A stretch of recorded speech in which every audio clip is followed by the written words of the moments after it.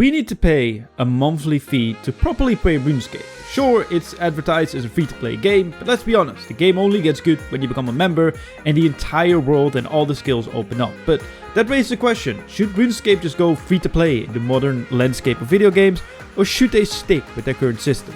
Let's talk about it.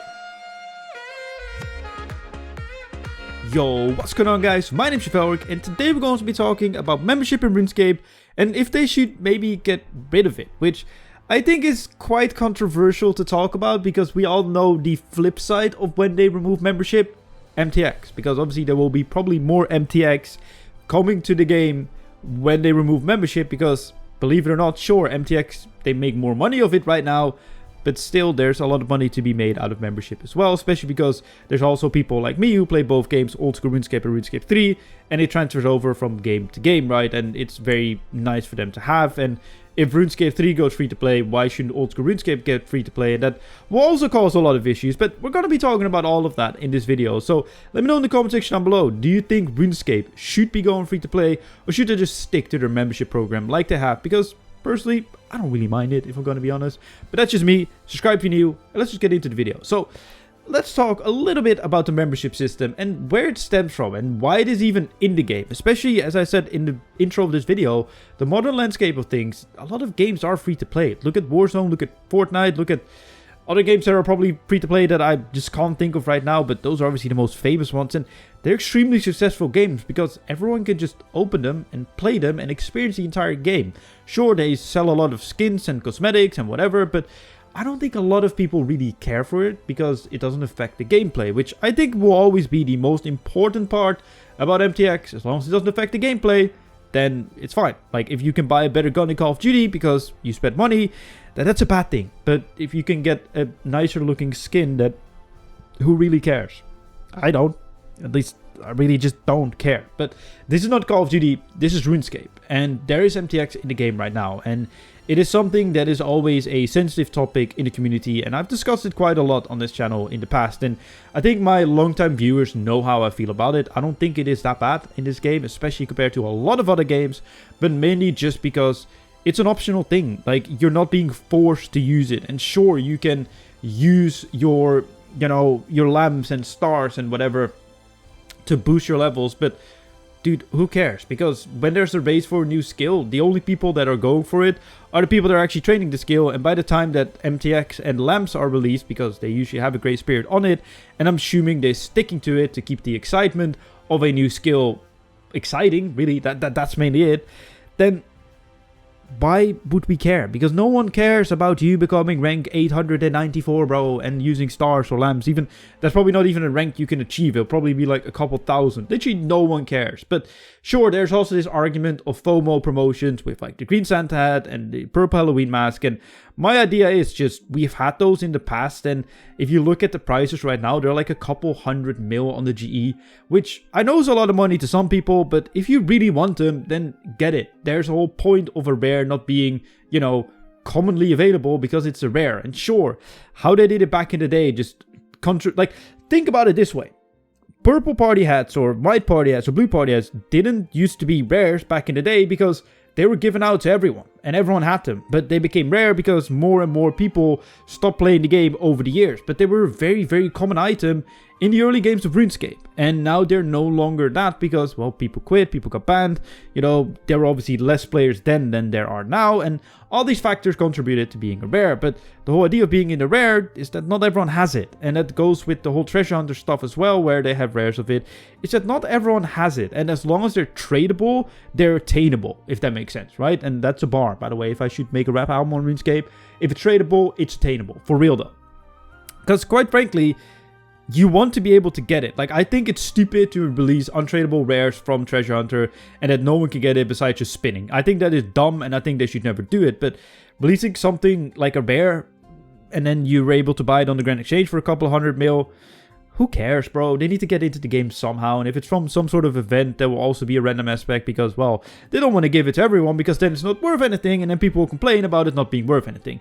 But that's not what this video is about. It's not about MTX. Should RuneScape go free to play? Well, there are some upsides and downsides about this, at least in my opinion. I think obviously the biggest downside is that there's a big fear of there coming more MTX to compensate for the money that they will lose from going free to play. And that is definitely mainly because they can't really predict how many people will get to RuneScape because it becomes free to play and the entire game is free to play, and how many people of those that will start playing the game will actually be spending money on MTX in the game, whether that's cosmetics or that's spins or whatever they're spending their money on. That's really up to them.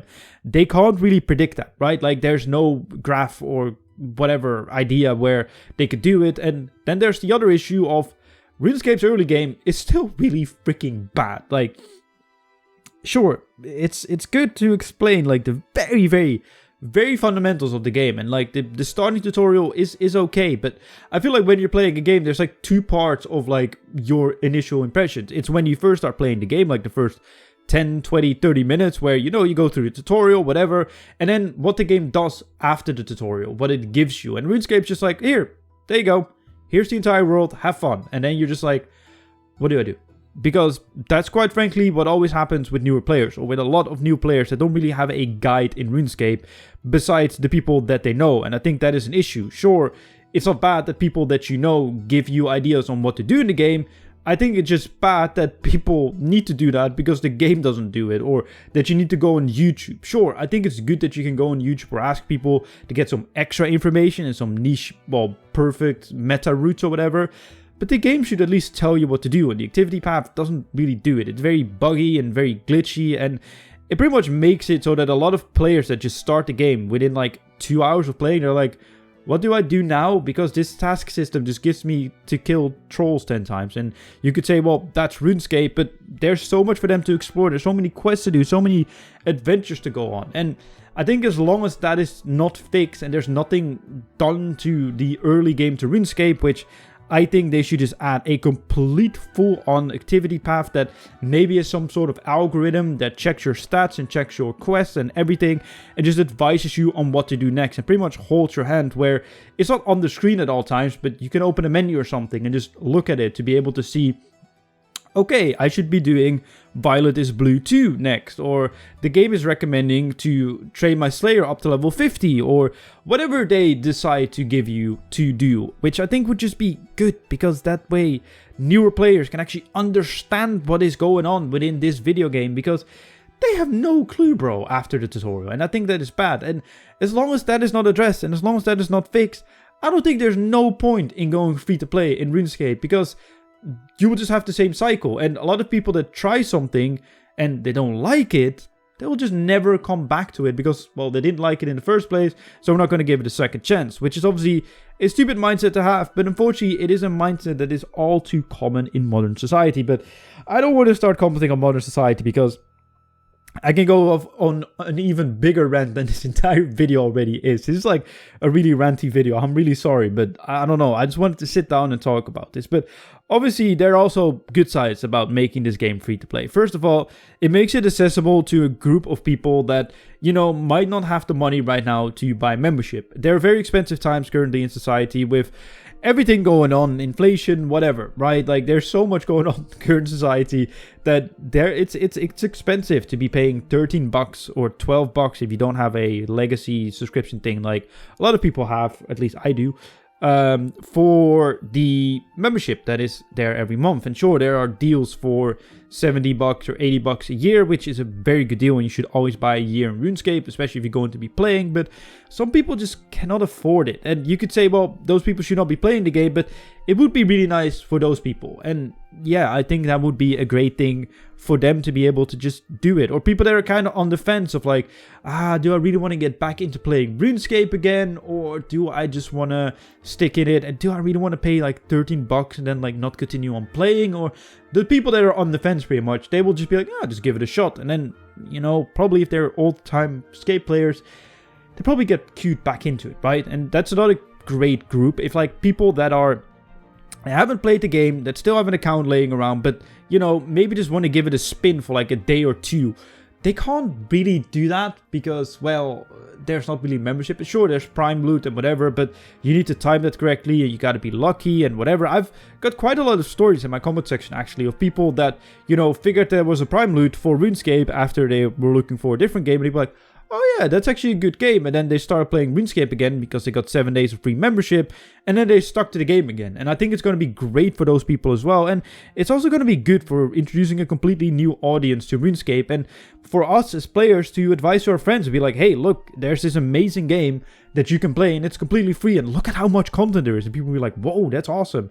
Sure, there's MTX, but then the MTX wouldn't be such a thorn in our sides because, well, that's how they make money, because it's a free-to-play game. And as long as they don't go overboard with all that MTX, with like stupid, crazy things, then if they stick to how it is right now, I don't think it will be too bad, right? Like, I don't think it will be too bad, especially if they do something to the early game to make it better, and then this whole idea could actually work out. But until that happens, there's no point in RuneScape going free-to-play, because new players are not going to stick to this game, because the game doesn't want you to stick to it, because it's not really intuitive. But that is just my opinion.